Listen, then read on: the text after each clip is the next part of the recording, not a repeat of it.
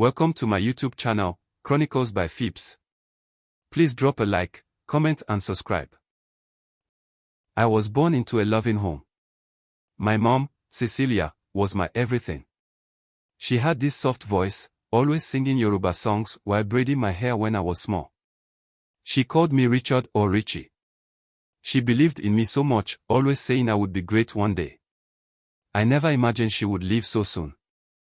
I was just 6 when she died. It was malaria, they said. I didn't fully understand what was happening then, I just knew she wasn't coming back. The house felt empty after that. My dad, Mr. Ade, tried his best, but he was never the same. He became quieter, more serious, always working late. I think he buried his pain in his job. But he never stopped loving me. He would still hug me every night and tell me, Richie, you can do anything you set your mind to. 3 years after my mom's death, Dad remarried. I remember the day he introduced me to Auntie Joy. She was polite, with a calm face and a soft voice. She had 3 children, Joshua, Tope, and Kemi. Joshua was my age, while Tope and Kemi were younger. I thought it was a good thing. Dad seemed happier. Maybe this was our chance to feel like a real family again. At first, everything seemed fine. Auntie Joy cooked for everyone, and we even had family prayers together in the living room. But slowly, things started changing. When Dad wasn't home, she treated me differently.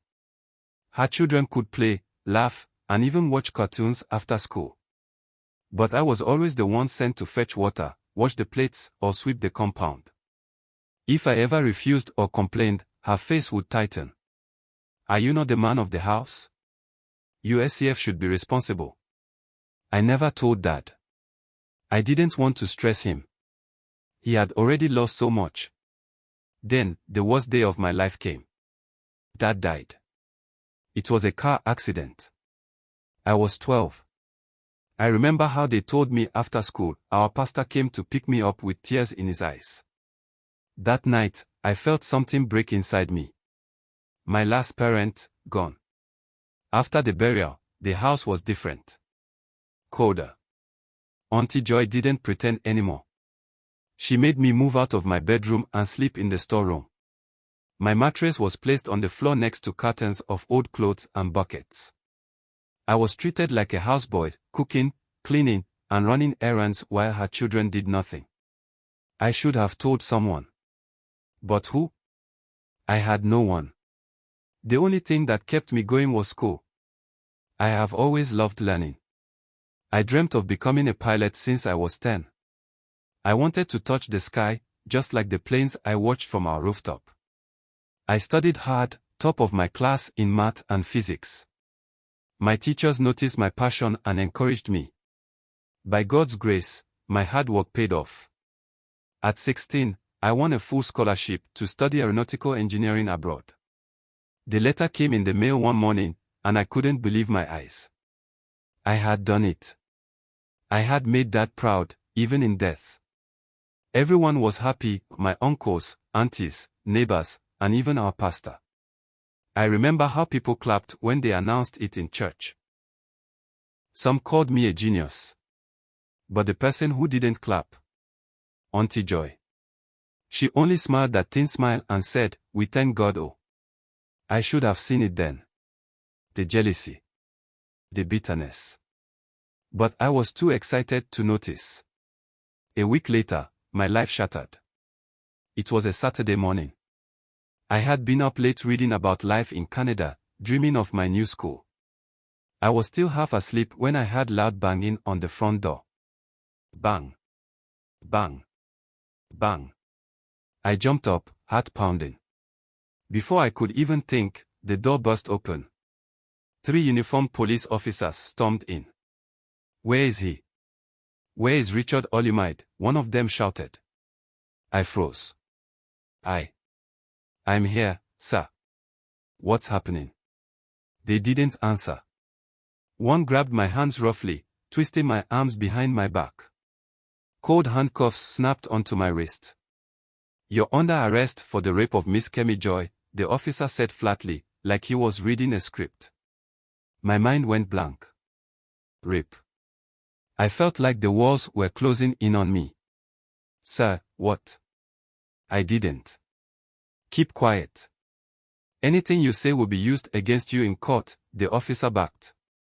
I turned and saw Auntie Joy standing at the door, holding Kemi close to her chest. She was crying loudly, wailing. He destroyed my daughter's life. Oh, my God. This boy has finished us. Kemi didn't say anything. She just kept her face down, avoiding my eyes. I kept pleading. Auntie, please. Kemi, say something. I didn't do anything. But nobody listened. The neighbors had gathered outside. Some whispered, others stared in shock. The shame was unbearable. I was dragged into the black police van like a criminal. At the station, they put me in a small, dirty room with peeling walls. An officer came in, dropped a document in front of me, and said, sign this confession, or things will get worse for you. I looked down. The paper said I admitted to the crime. But I'm innocent, I whispered. Do you want us to beat the truth out of you? I refused to sign. I thought the truth would protect me. I thought justice would save me. I was wrong. The court was worse. They paraded me like a monster. No medical test. No evidence. Just my stepmother crying and saying I hurt her daughter. Kemi kept silent through the whole case. I was sentenced to 5 years in Kirikiri prison. The first night here, I couldn't sleep. The cell was dark, overcrowded, and the smell of sweat and urine filled the air. I kept asking myself, why me? What did I do to deserve this? But here, you either break or survive. I've met men with stories like mine, innocent people accused wrongly, some abandoned by their families. The one who gives me hope is Boba Sola, an older inmate who says, Richard, your truth will set you free one day. No condition is permanent.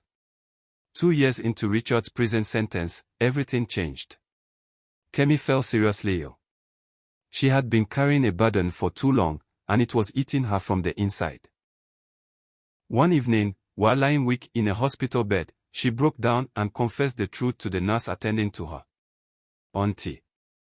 I need to say something, Kemi whispered with tears streaming down her face. Richard didn't do it. My mom forced me to lie. She said if I didn't, we would lose the house. The nurse was shocked. She reported the confession immediately, and soon, the case was reopened. Investigations revealed that Auntie Joy had lied because she was afraid Richard's scholarship would mean he would take over the house his father left behind. She wanted everything to belong to her children and saw Richard's success as a threat. When the news broke, the community was furious. Many people who had once believed her lies turned against her. She was arrested for perjury and false accusation, while Joshua and Tope were taken in by a distant relative since their mother was facing trial. When Richard walked out of Kirikiri prison after 2.5 years, he thought the nightmare was finally over. But freedom felt heavier than the prison walls he had left behind. He stepped into the hot Lagos sun, clutching a small plastic bag containing his worn-out clothes and a crumpled letter from the court declaring his release. No one was waiting for him. No family. No friends. Not even his uncles who once cheered when he got the scholarship. Home was gone too. The house where he grew up had been sold. Auntie Joy had lost everything after the truth came out. She was still serving her sentence, and Joshua and Tope had been sent to live with distant relatives in Ibadan. Richard had nowhere to go. At first, he stayed with a distant cousin who only offered him a place for a week. Oh boy, you sabi this Lagos now. E no easy. Try find work, the cousin had said, clearly uncomfortable having an ex-prisoner in his home. It felt like the whole world saw him as Richard the criminal, not Richard the brilliant boy who once made his father proud. He tried to pick up his life again. He visited his old school to see if they could help him apply for the scholarship again. But the school's new principal was hesitant. Richard, you know how it is. Your case, it was everywhere on social media. We can't risk associating the school with, your situation. Rejection after rejection. He even approached a church where he once attended with his family, but the pastor awkwardly told him, "We will pray for you. God will make a way." Prayers, but no help. For months, Richard struggled. He did odd jobs, cleaning gutters, washing cars, and working as a laborer in construction sites just to afford food. He slept under the bridge in Ojulegba some nights when he couldn't find shelter. Hunger was constant. So was shame. People whispered behind his back. "Is that not the boy who was accused? He went to prison. He must have done something, N.A." It was the lowest point of his life. One rainy evening, drenched and tired, Richard sat outside a roadside buka, local food joint, in Mushin, staring blankly at the street. He hadn't eaten all day.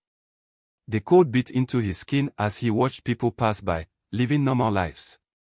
Suddenly, he heard a familiar voice. "Richard, is that you?" It was Mr. Adebayo, his old mathematics teacher.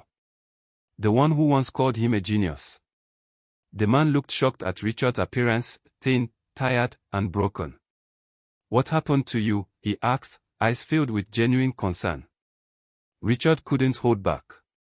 He told him everything, his stepmother's lies, prison, the rejection after his release, how he felt forgotten. Mr. Adebayo listened without interrupting. When Richard finished, the teacher placed a hand on his shoulder and said something that changed everything. "Richard, you may have lost everything, but you haven't lost your mind. That brilliance. It's still in you. You just need someone to remind you." Mr. Adebayo didn't just offer words, he offered help. He let Richard stay in his home for a while, helped him clean up, and even got him a small teaching job at a local tutorial center. It wasn't much, but it was a start. With the little money he earned, Richard saved up and bought a second-hand laptop. He spent every free moment teaching himself again, going back to physics and engineering lessons online, relearning everything he had lost. But his real breakthrough came when Mr. Adebayo encouraged him to share his story publicly. "You've been through the fire, Richard. Your story can inspire others." Reluctantly, Richard agreed. He wrote an emotional letter to a popular Nigerian blog, sharing the truth, how he was falsely accused, how prison changed him, and how he was trying to rebuild his life despite rejection. The blog published it. It went viral. People started reaching out. Some criticized, but many encouraged him. A human rights lawyer, Barrister Femi Adewale, read his story and offered to help him reapply for his lost scholarship. With renewed hope, Richard submitted his documents again. It took 6 months, but one morning, Richard woke up to an email that made him break down in tears. "Congratulations, Mr. Richard Olimide. Your scholarship has been reinstated." He couldn't believe it. After everything, the shame, the pain, the hunger, he was finally getting a second chance. Richard flew to Canada, but this time, he wasn't just another student.